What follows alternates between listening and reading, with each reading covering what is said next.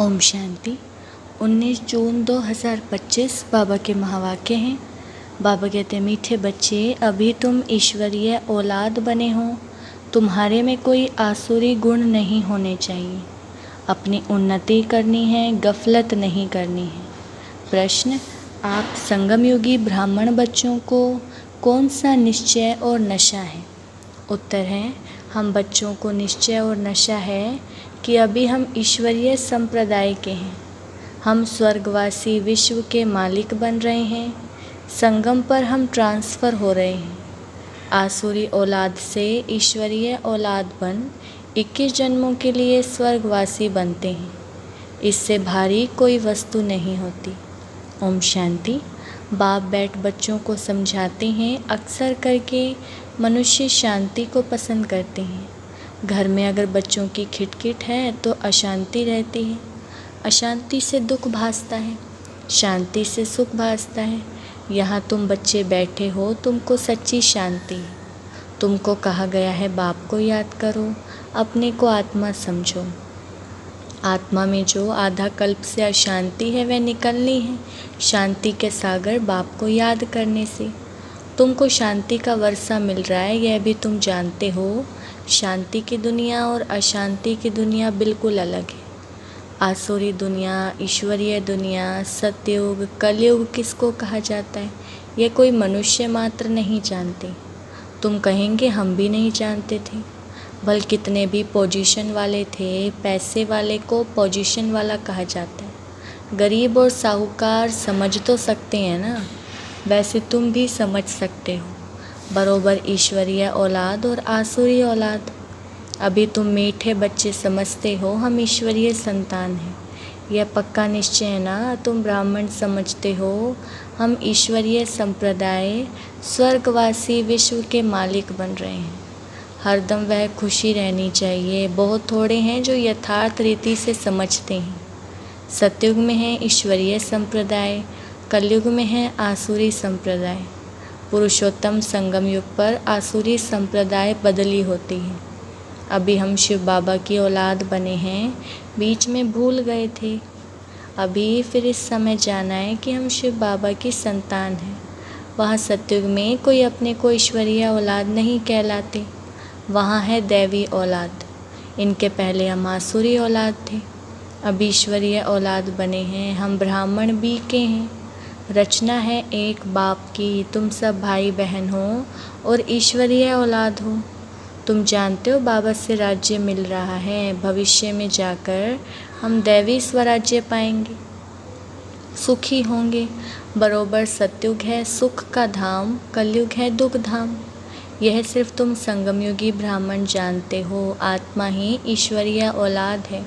यह भी जानते हो बाबा स्वर्ग की स्थापना करते हैं, वह रचता है ना। नरक का क्रिएटर तो नहीं है, उनको कौन याद करेंगे। तुम मीठे मीठे बच्चे जानते हो बाप स्वर्ग की स्थापना कर रहे हैं। वह हमारा बहुत मीठा बाप है। हमको 21 जन्मों के लिए स्वर्गवासी बनाते हैं। इससे भारी वस्तु कोई नहीं होती। यह समझ रखनी चाहिए। हम ईश्वरीय औलाद हैं तो हमारे में कोई आसुरी अवगुण नहीं होना चाहिए। अपनी उन्नति करनी है, समय बाकी थोड़ा है, इसमें गफलत नहीं करनी चाहिए। भूल ना जाओ, देखते हो बाप सम्मुख बैठा है। जिनकी हम औलाद हैं, हम ईश्वर बाप से पढ़ रहे हैं दैवी औलाद बनने के लिए, तो कितनी खुशी होनी चाहिए। बाबा सिर्फ कहते हैं मुझे याद करो तो विकर्म विनाश हो जाए। बाप आए ही हैं सबको ले जाने। जितना जितना याद करेंगे उतना विकर्म विनाश होंगे। अज्ञान में जैसे कन्या की सगाई होती है तो याद बिल्कुल छप जाती है।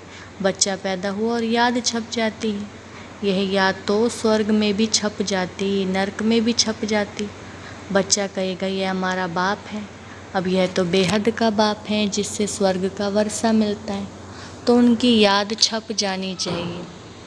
बाप से हम भविष्य 21 जन्मों का फिर से वर्षा ले रहे हैं। बुद्धि में वर्षा ही याद है। यह भी जानते हो मरना तो सबको है, एक भी रहने का नहीं है। जो भी डियरेस्ट से डियरेस्ट, प्यारे से प्यारा है, सब चले जाएंगे। यह सिर्फ तुम ब्राह्मण ही जानते हो कि ये पुरानी दुनिया अब गई की गई। उसके जाने के पहले पूरा पुरुषार्थ करना है। जबकि ईश्वरीय औलाद हैं तो अथाह खुशी होनी चाहिए। बाप कहते रहते हैं बच्चे अपना जीवन हीरे जैसा बनाओ। वह डीटी वर्ल्ड है, यह डेविल वर्ल्ड है। सतयुग में कितना अथाह सुख रहता है वह बाप ही देते हैं।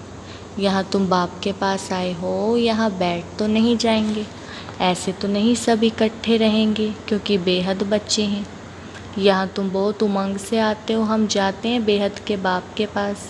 हम ईश्वरीय औलाद हैं, गॉड फादर के बच्चे हैं, तो हम क्यों ना स्वर्ग में होने चाहिए।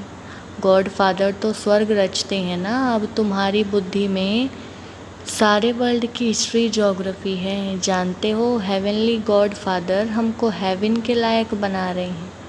कल्प कल्प बाद बनाते हैं। एक भी मनुष्य नहीं जिसको यह पता हो कि हम एक्टर हैं, गॉड फादर के बच्चे। फिर हम दुखी क्यों हैं, आपस में लड़ते क्यों हैं। हम आत्माएं सब ब्रदर्स हैं ना। ब्रदर्स आपस में कैसे लड़ते रहते हैं, लड़कर ख़त्म हो जाएंगे। यहाँ हम बाप से वर्षा ले रहे हैं। ब्रदर्स को आपस में कभी लून पानी नहीं होना चाहिए। यहाँ तो बाप से भी लून पानी होते हैं। अच्छे अच्छे बच्चे लून पानी हो जाते हैं। माया कितनी ज़बरदस्त है। जो अच्छे अच्छे बच्चे हैं वे बाप को याद तो पढ़ते हैं। बाप का कितना लव है बच्चों पर। बाप को तो सिवाय बच्चों के और कोई है नहीं जिसको याद करें। तुम्हारे लिए तो बहुत है। तुम्हारी बुद्धि इधर उधर जाती है, धंधे आदि में भी बुद्धि जाती है। हमारे लिए तो कोई धंधा आदि भी नहीं है। तुम अनेक बच्चों के अनेक धंधे हैं, हमारा तो एक ही धंधा है।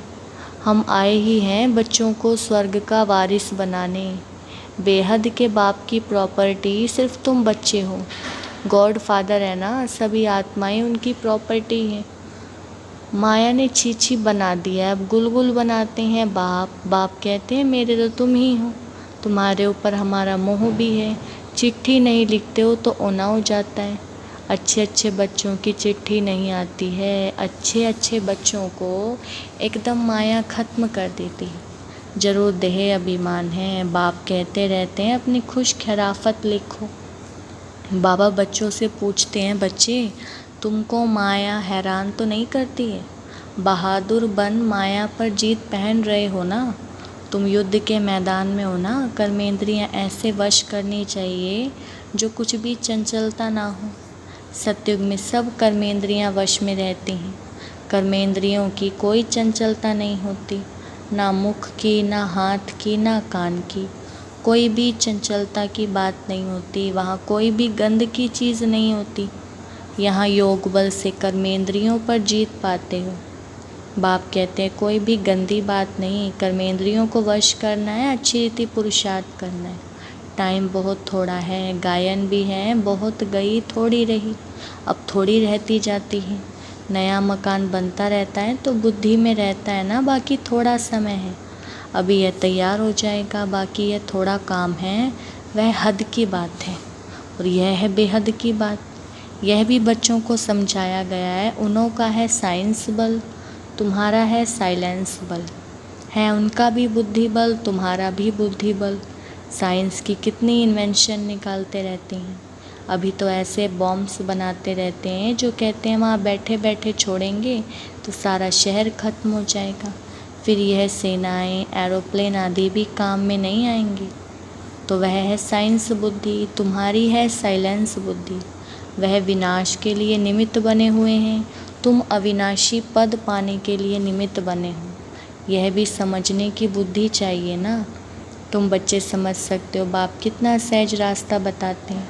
बल कितनी भी अहिल्याएँ कुब्जाएँ हों, सिर्फ 2 अक्षर याद करने हैं, बाप और वर्षा। फिर जितना जो याद करें और संग तोड़ एक बाप को याद करना है। बाप कहते हैं मैं जब अपने घर परमधाम में था तो भक्ति मार्ग में तुम पुकारते थे बाबा आप आएंगे तो हम सब कुछ कुर्बान करेंगे। यह हुए जैसे करनी घोर। करनी घोर को पुराना सामान दिया जाता है, तुम बाप को क्या देंगे। इनको ब्रह्मा को तो नहीं देते हो ना, इसने भी सब कुछ दे दिया। यह थोड़ी यहाँ बैठ महल बनाएंगे। यह सब कुछ शिव बाबा के लिए है, उनके डायरेक्शन से कर रहे हैं। वह करण करावनहार है, डायरेक्शन देते रहते हैं। बच्चे कहते हैं बाबा आप हमारे लिए एक ही हो, आपके लिए तो बहुत बच्चे हैं। बाबा फिर कहते हमारे लिए सिर्फ तुम बच्चे हो, तुम्हारे लिए तो बहुत हैं, कितने देह के संबंधियों की याद रहती है। मीठे मीठे बच्चों को बाप कहते हैं जितना हो सके बाप को याद करो और सबको बुलाते जाओ। स्वर्ग की राजाई का मक्खन तुमको मिलता है, ज़रा ख्याल तो करो कैसे यह खेल की रचना है। तुम सिर्फ बाप को याद करते हो और सुदर्शन चक्रधारी बनने से चक्रवर्ती राजा बनते हो। अभी तुम बच्चे प्रैक्टिकल में अनुभवी हो। मनुष्य तो समझते हैं भक्ति परंपरा से चली आई है, विकार भी परंपरा से चले आए हैं। इन लक्ष्मी नारायण राधे कृष्ण को भी तो बच्चे थे ना। अरे हाँ, बच्चे क्यों नहीं थे, परंतु उन्हों को कहा जाता है संपूर्ण निर्विकारी। यहाँ है संपूर्ण विकारी। एक दो को गालियाँ देते रहते हैं। अब तुम बच्चों को बाप श्री श्री की श्रीमत मिलती है, तुमको श्रेष्ठ बनाते हैं। अगर बाप का कहना नहीं मानेंगे तो फिर थोड़े ही बनेंगे। अब मानो ना मानो, सपूत बच्चे तो फ़ौरन मानेंगे। पूरी मदद नहीं देते हैं तो अपने को घाटा डालते हैं। बाप कहते हैं मैं कल्प कल्प आता हूँ, कितना पुरुषार्थ कराता हूँ, कितना खुशी में ले आते हैं। बाप से पूरा वर्षा लेने में ही माया गफलत कराती है, परंतु तुम्हें उस फंदे में नहीं फंसना है। माया से लड़ाई होती है, बहुत बड़े बड़े तूफान आएंगे, उसमें भी वारिसों पर जास्ती माया वार करेगी। रुस्तम से रुस्तम हो लड़ेगी। जैसे वैद्य दवाई देते हैं तो बीमारी सारी बाहर निकल आती है, यहाँ भी मेरे बनेंगे तो फिर सबकी याद आने लग पड़ेगी। तूफान आएंगे, इसमें लाइन क्लियर चाहिए। हम पहले पवित्र थे, फिर आधा कल्प अपवित्र बने, अब फिर वापस जाना है। बाप कहते हैं मुझे याद करो तो इस योग अग्नि से तुम्हारे विकर्म विनाश होंगे। जितना याद करेंगे उतना उच्च पद पाएंगे। याद करते करते तुम घर चले जाएंगे। इसमें बिल्कुल अंतर्मुखता चाहिए। नॉलेज भी आत्मा में धारण होती है ना, आत्मा ही पढ़ती है। आत्मा का ज्ञान भी परमात्मा बाप ही आकर देते हैं। इतना भारी ज्ञान तुम लेते हो विश्व का मालिक बनने के लिए। मुझे तुम कहते ही हो पतित पावन, ज्ञान का सागर, शांति का सागर। जो मेरे पास है वह तुमको सब देता हूँ, बाकी सिर्फ दिव्य दृष्टि की चाबी नहीं देता हूँ। उसके बदले फिर तुमको विश्व का मालिक बनाता हूँ। साक्षात्कार में कुछ नहीं है, मुख्य पढ़ाई है। पढ़ाई से तुमको 21 जन्म का सुख मिलता है। मीरा की भेंट में तुम अपने सुख की भेंट करो। वह तो कलयुग में थी, दीदार किया फिर क्या। भक्ति की माला ही अलग है, ज्ञान मार्ग की माला अलग है। रावण की राजाई अलग, तुम्हारी राजाई अलग। उनको दिन उनको रात कहा जाता है। अच्छा, मीठे मीठे सिकिलदे बच्चों प्रति माता पिता बाप दादा का याद प्यार और गुड मॉर्निंग। रूहानी बाप की रूहानी बच्चों को नमस्ते। हम रूहानी बच्चों की रूहानी बाप दादा को नमस्ते नमस्ते, गुड मॉर्निंग। धारणा के लिए मुख्य सार। पहला पॉइंट है याद के बल से अपनी कर्मेंद्रियां ऐसी वश करनी है जो कोई भी चंचलता ना रहे। टाइम बहुत थोड़ा है, इसलिए अच्छी रीति पुरुषार्थ कर माया जीत बनना है। दूसरा, बाप जो ज्ञान देते हैं उससे अंतर्मुखी बन धारण करना है। कभी भी आपस में लून पानी नहीं होना है। बाप को अपनी खुश खैराफत का समाचार जरूर देना है। बाबा ने वरदान दिया है, कल्याणकारी वृत्ति द्वारा सेवा करने वाले सर्व आत्माओं की दुआओं के अधिकारी भव। वरदान का विस्तार। कल्याणकारी वृत्ति द्वारा सेवा करना यही सर्व आत्माओं की दुआएं प्राप्त करने का साधन है। जब लक्ष्य रहता है कि हम विश्व कल्याणकारी हैं तो अकल्याण का कर्तव्य हो नहीं सकता। जैसा कार्य होता है वैसी अपनी धारणाएं होती हैं। अगर कार्य याद रहे तो सदा रहमदिल, सदा महादानी रहेंगे। हर कदम में कल्याणकारी वृत्ति से चलेंगे, मैंपन नहीं आएगा, निमित्तपन याद रहेगा। ऐसे सेवाधारी को सेवा के रिटर्न में सर्व आत्माओं की दुआओं का अधिकार प्राप्त हो जाता है। स्लोगन: साधनों की आकर्षण साधना को खंडित कर देती है। अव्यक्त इशारे: आत्मिक स्थिति में रहने का अभ्यास करो, अंतर्मुखी बनो। अंतर्मुखी आत्माएं 3 प्रकार की भाषा की अनुभवी होती हैं। पहला नैनों की भाषा, दूसरा भावना की भाषा, तीसरा संकल्प की भाषा। यह 3 प्रकार की भाषा रूहानी योगी जीवन की भाषा है।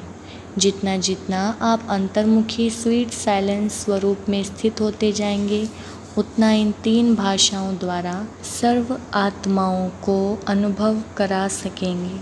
अभी इसी रूहानी भाषा के अभ्यास बनो। अच्छा, ओम शांति।